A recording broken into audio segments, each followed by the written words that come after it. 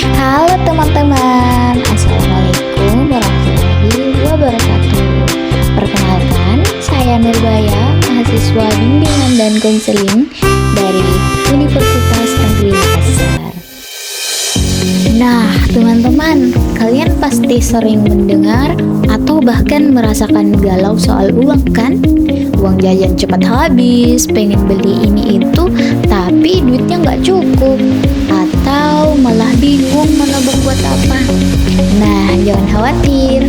Pada video kali ini, kita akan membahas mengenai skill yang sangat wajib dikuasai, yaitu finansial literasi anti galau.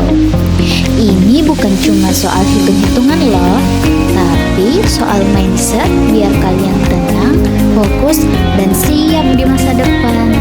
Yuk kita mulai petualangan mengatur keuangan yang anti ribet dan anti galau.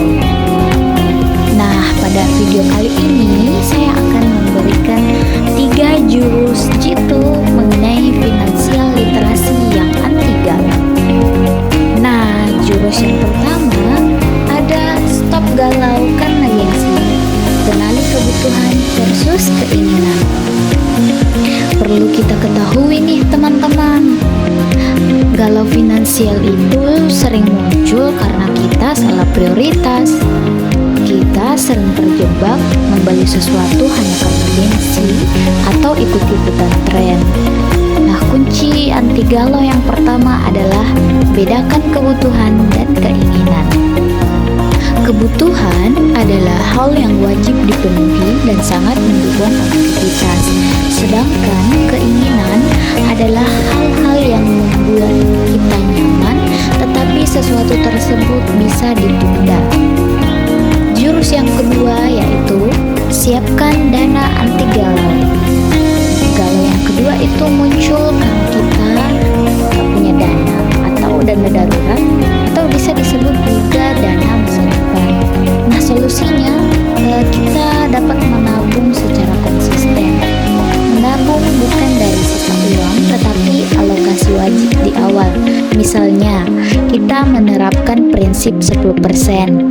Setiap kali kita mendapat uang saku atau penghasilan, kita menyisihkan minimal 10% untuk ditabung.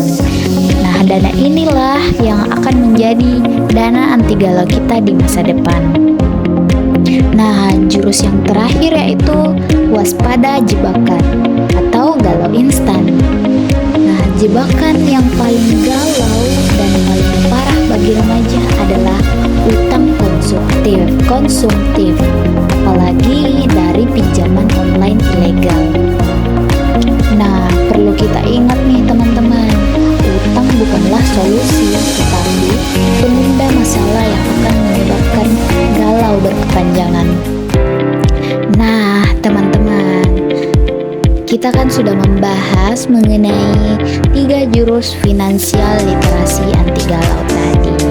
Nah, yang perlu kita ingat adalah kita harus memprioritaskan kebutuhan, menyisihkan dana anti galau, dan menolak utang konsumtif.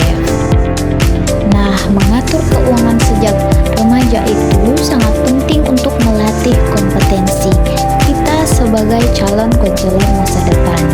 Dengan menguasai skill ini, kita tidak hanya cerdas dalam mengatur keuangan, tetapi juga siap secara finansial menyambut dunia kerja dan wirausaha. Nah, itulah tadi tutorial singkat dari saya yang dapat saya sampaikan kepada teman-teman mengenai finansial literasi yang sangat penting bagi kita sebagai generasi Z atau Gen Z. Sekian video dari saya, sampai berjumpa di video selanjutnya. Bye-bye.